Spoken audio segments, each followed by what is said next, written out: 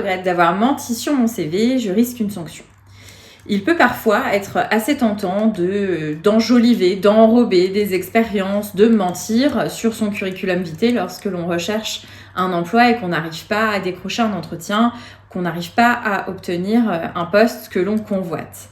Le problème, c'est que ça va pouvoir avoir un certain nombre de conséquences, notamment si vous êtes embauché et que votre employeur le découvre après. Alors d'abord, on va faire une différence entre enjoliver et mentir. Enjoliver, ça va être se présenter sous son meilleur jour et qui pourrait vous le reprocher? Vous recherchez un emploi, vous voulez donc mettre en valeur toutes vos qualités. Par contre, mentir, c'est donner une information mensongère. Ça n'est pas passer sous silence une mauvaise expérience, une expérience qui aura été peut-être courte parce que vous aurez eu un poste avec une rupture de période d'essai. Mentir, ça va être, par exemple, indiquer que vous avez obtenu un diplôme alors que vous avez suivi la formation, mais que finalement, vous ne vous êtes pas présenté aux examens ou que vous avez raté cet examen. Admettons que vous êtes embauché et quelques temps après, votre employeur découvre le mensonge.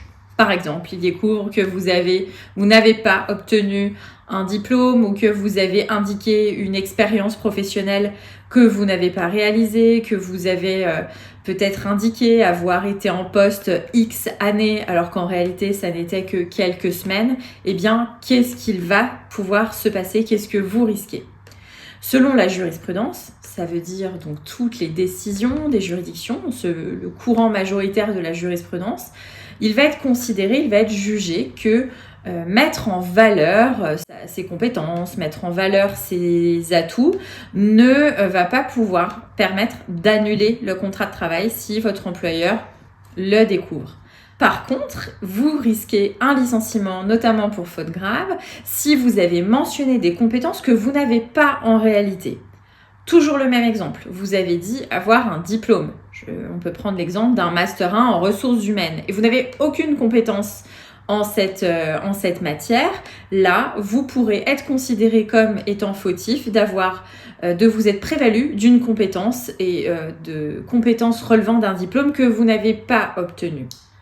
Surtout, ce mensonge va pouvoir entraîner une perte du lien de confiance avec votre employeur. Et même si vous avez en réalité les compétences, peut-être conduire à un licenciement ou à une relation de travail qui va se dégrader.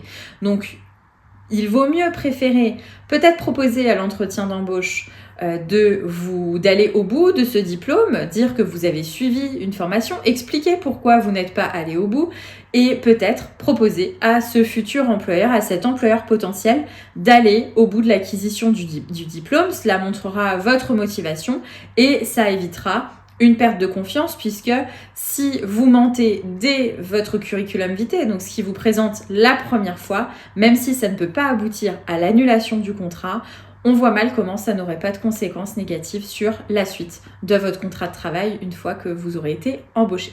En cas de question, notamment si vous voulez qu'on regarde ensemble un contrat de travail avant de le signer ou une proposition d'embauche, n'hésitez pas à vous rendre sur notre site internet www.wave-avocat.fr. À bientôt.